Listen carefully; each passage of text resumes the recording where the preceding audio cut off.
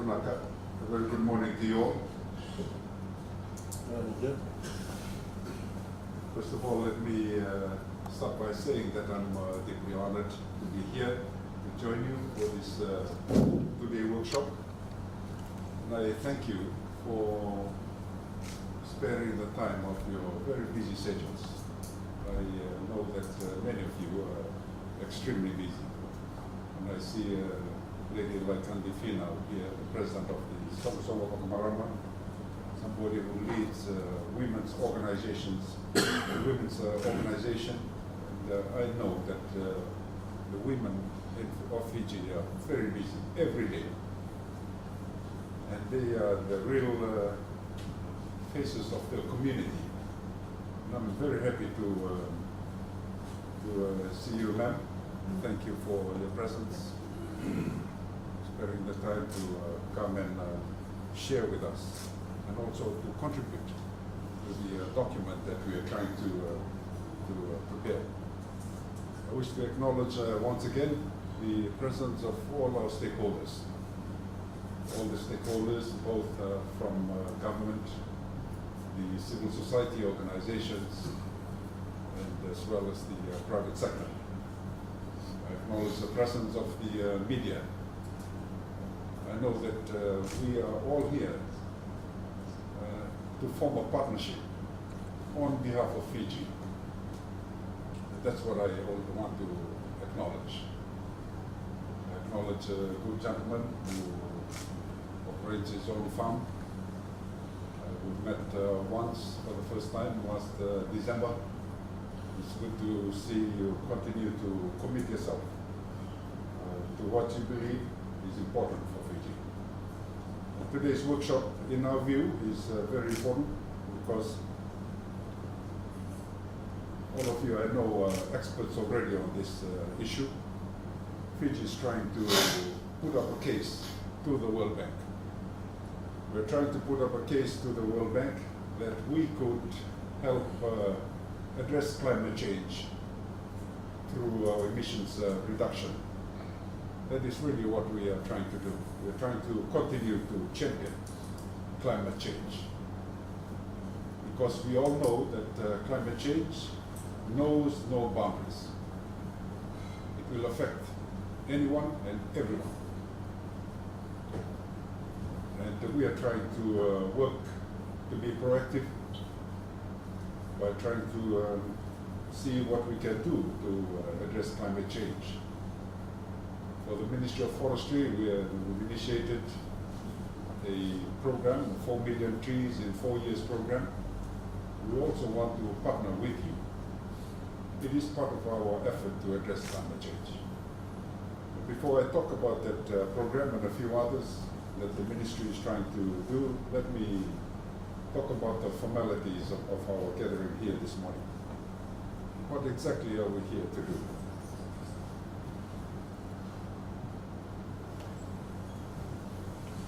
The emissions reduction program will eventually propose to the Forest Carbon Partnership Facility under the World Bank Fiji's effort to combat climate change through the reduction of greenhouse gases from the atmosphere at a rate of 2 million tons of carbon dioxide equivalent to 5 years. The proposal commits about 90% of Fiji's landmass and includes Viti-Levu, Honolulu, and Taveuni, among others. It simply means that Fiji is offering to offset greenhouse gas emissions from developed countries through interventions like forest conservation, afforestation, reforestation, sustainable forest management, and climate-smart agriculture. So what is our emissions reduction program? Fiji is party to the United Nations Framework Convention on Climate Change, or UNFCCC, and is obliged to develop and implement programs to mitigate or adapt to changing environmental conditions due to climate change. Although the ERPD is developed primarily for submission to the Forest Carbon Partnership Facility, the major goal of the program is to develop climate resilient communities and sustainable livelihood options for forest resource owners. And this is one area that I would really like to emphasize. Building of climate resilient communities and sustainable livelihood options for forest resource owners. So when and where? What do we need to do when and where? The first draft of the emissions reduction program, as many of you would know, was submitted to the World Bank team in December 2018. And I must repeat what I mentioned earlier in one of our earlier meetings. We have done very well, and the World Bank has acknowledged that this emissions reduction program, the draft program, was developed within a month. And I want to thank all of you again. I thank Susanna of Conservation International and the team, as well as all of you for contributing to the draft program within that 1 month of December. As you know, the facility management team of the World Bank eventually put together a TEP team, or technical assistance, and the TEP team came to the country January 21st for a whole week. I had the pleasure of accompanying them to some of the areas in Ra that we were using as part of the examples. And last night I got an email from Anis, the World Bank, our project coordinator. The verdict was that they were very happy. They were very happy to visit Fiji. They were very happy to validate the things that we wrote in that draft. And also they were very happy to give us the assessments on what were done very well and the things that we need to improve on. So our gathering here for the next 2 days, I hope, is really to address the gaps. Is really to address the areas that the TEP team has identified. I think out of 90, in my reading of the email last night, they told us you've done about 50 or so very well. All those are yes, they are affirmative, and you need to work on close to 30 or 35 more. And I'm hoping that the team is preparing to address those issues. But time is of the essence for us, because we now have a responsibility to resubmit the revised draft in March, and that's the 4th of March. So today's meeting is vitally important in that sense, because we have exactly 1 month to go, and there is a process before we submit the final ERPD. We also have a responsibility to submit it to Cabinet for government's consideration and government's approval.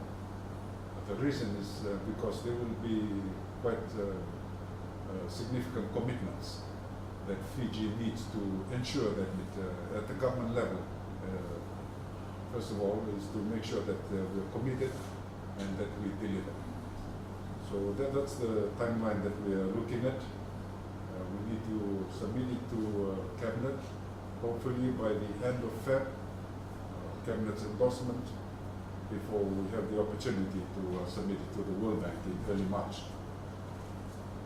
And then, as you know, the presentation, the formal presentation of the ERPD at the Carbon Fund meeting will take place in France in June of this year. And that is where the real negotiation will take place. So how do we achieve our targets? Given the tight schedule on the delivery of the ERPD, we need to make sure that we assist the drafting team, providing them with all the necessary information to make sure that our ERP becomes the best submission to the Carbon Fund meeting. And I want to appeal again to all of you who are here and to those that will be joining us later. Let's do this together. do this properly, do this for Fiji, do this for the future generations of Fiji. This is one part that I like to emphasize. Most of what we are doing now, many of us here will not feel the benefits now. We are laying the foundation for our future generations. And that is the legacy. That is the legacy that we need to leave behind. When we accept the cycle of life, that there's a time for everything, we also must understand our time will come very soon. What is important is what we leave behind. So I see this ERPD program as a critical component of the legacy that the current generation of Fijians, people like you and I, the government of the day, the people of Fiji now, if we do this well, the entire future generations of Fiji will get to feel the benefit of clean environment. We are able to adapt to climate change. We are building climate resilient communities, and we are also trying to improve their livelihoods. So colleagues, ladies and gentlemen, those are some of the reasons why we're here this morning. And if you do not mind, I want to deviate a little to some of the programs that the ministry is doing to try and have an impact on the ERPD. And I mentioned earlier about the 4 million trees in 4 years. It's a program that is meant to complement our ERPD. We want to plant 4 million trees so that we can help protect our natural environment and ecosystem, and to help offset our carbon emissions. It's very important. Right now, we need to green Fiji. Fiji needs a lot more greens. I've come into the Ministry of Forestry. This is my 3rd month going, and I've realized that there's a whole lot of effort that is required to sustainably manage Fiji's forest resources. There has been some work done in the past, which is good, but there is still a lot more to do when we talk about climate change. And I've also realized that the forestry sector is not one that you plan overnight. You need long-term planning. And that's why I mentioned a little bit earlier that what we do now is really for our future generations. We need to be planting trees, for instance, the trees that are being harvested, pine and mahogany. They take a couple of decades to mature. And that's why visionary planning is quite important. But importantly, that is why partnerships with teams and people like you and your organizations, the organizations that you represent, are crucially important. So I want to thank you again on behalf of government, on behalf of the Minister, for your presence and for your partnership in doing this work. I also acknowledge the presence of our World Bank technical advisor, people who have continued to guide us as we prepare this document. There's another visit to Washington in March. I'm hoping that we will also be able to make a presentation. It's our readiness package, I believe, or the R package. And that will, I'm glad to hear that the team here is helping to put together the R package. Some of us might need to go and start to present it in March. It's a way of demonstrating our commitment to the World Bank. That our ERP program, we are very serious about it. We want it to work, not so much because of the amount of money that we are going to get when we sell our carbon, but more importantly for our nation, for our country. And because of the fact that we have also chosen to champion climate change. So ladies and gentlemen, thank you again for your presence this morning. We look forward to your contributions. And we look forward to all of us leaving behind a great legacy for Fiji. Nobody.